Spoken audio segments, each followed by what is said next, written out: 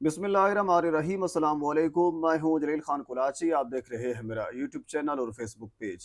पाकिस्तान के सियासी मंजरनामे में आज पूरा दिन क्या कुछ होता रहा और मुमकिन तौर पर कल क्या हो सकता है, इस हवाले से डिस्कस करेंगे। मोहसिन नकवी साहब के कल के बयान के बाद पूरे पाकिस्तान का जो सियासी मंजरनामा है वो तब्दील हो चुका है। यानी मामलात कश्मीर की जानब जा रहे थे, मामलात कुछ और डिस्कस हो रहे थे। अचानक मोहसिन नकवी साहब आए और उन्होंने ये कहा कि सिस्टम कोलैप्स कर चुका है, ख़त्म हो चुका है, यानी अपनी जो वर्थ है वो खो चुका है और नए इंतज़ामी यूनिट या फिर नए सूबे बनाने होंगे। अब ये बात ज़ाहिर सी बात है, मुस्लिम लीग नून को बड़ी नागवार गुजरेगी।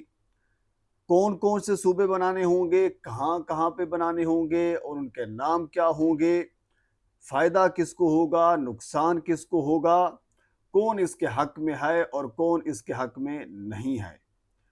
अगर देखा जाए तो इस वक्त जो ताकतवर हैं वो इस चीज़ के हक में हैं। यानी मोहसिन नकवी साहब, इवन के नजम सेठी साहब रात अपने प्रोग्राम के अंदर ये कह रहे थे कि मोहसिन नकवी साहब जो बात करते हैं वो फील्ड मार्शल साहब की बात होती है। ये उसका लुब्बे लुबाब यही था। इन फील्ड मार्शल साहब या फिर जो ताकतवर हल्के हैं वो ये सोच रहे हैं कि मुल्क के अंदर नए इंतज़ामी यूनिट्स या फिर नए सूबे बनाए जाएं।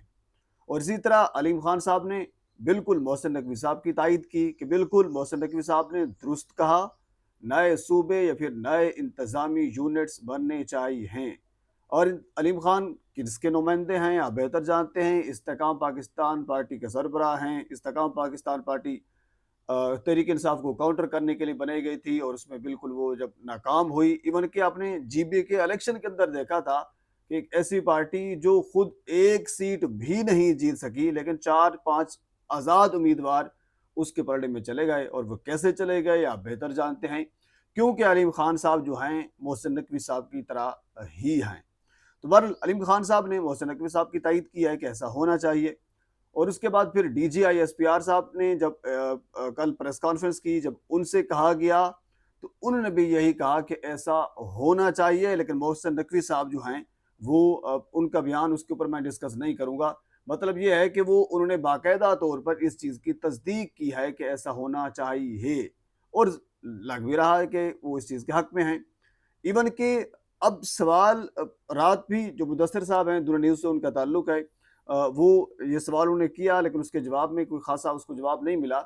इवन कि रात मंसूर अली खान साहब शाहजेब खानज़ादा के प्रोग्राम में मौजूद थे, वो भी यही बात कर रहे थे कि डीजीएसपीआर साहब भी इसके हक में हैं, मोहसिन नकवी साहब इस चीज़ के हक में हैं, अलीम खान साहब ताकतवर हल्के सारे इस चीज़ के हक में हैं कि नए इंतज़ामी यूनिट या फिर नए सूबे बनने चाहिए। लेकिन सवाल एक है कि क्या कैसे बनेंगे। डीएसपीआर साहब ने यह कहा कि रेफरेंडम अवाम की जो पावर है, विल ऑफ जो पीपल है उसको देखा जाएगा। अवाम में जो अपना मुकदमा है वो लेकर जाएंगे, अवाम फैसला करेगी। तो इसका मतलब तो यही हमें नजर आता है कि रेफरेंडम करवाया जाएगा, यानी अवाम कैसा फैसला करेगी। और रेफरेंडम हमने देखा है कि वो जमहूरी दौर के अंदर नहीं हुआ। जमहूरी दौर के अंदर रेफरेंडम का होना कोई तुक नहीं बनता। यानी जब असम्बली मौजूद है, जब एमएनएज एमपीएज मौजूद हैं, जब कानून साज इदारे मौजूद हैं, तो फिर रेफरेंडम किस चीज़ का। यानी ये अजीब सी एक बात होगी।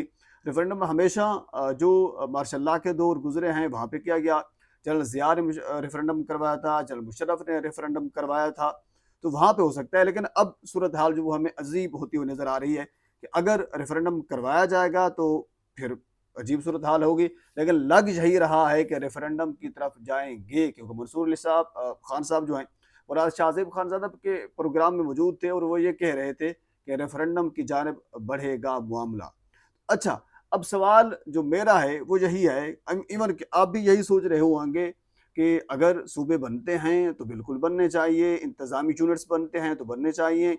अलीम खान साहब ने ये कहा कि अब नॉर्थ, साउथ और सेंटर के नाम से ये 3 बनेंगे। हर सूबे के अंदर 2 और सूबे, उसके अंदर ये 2 इंतज़ामी यूनिट और उसके अंदर शामिल किए जाएंगे।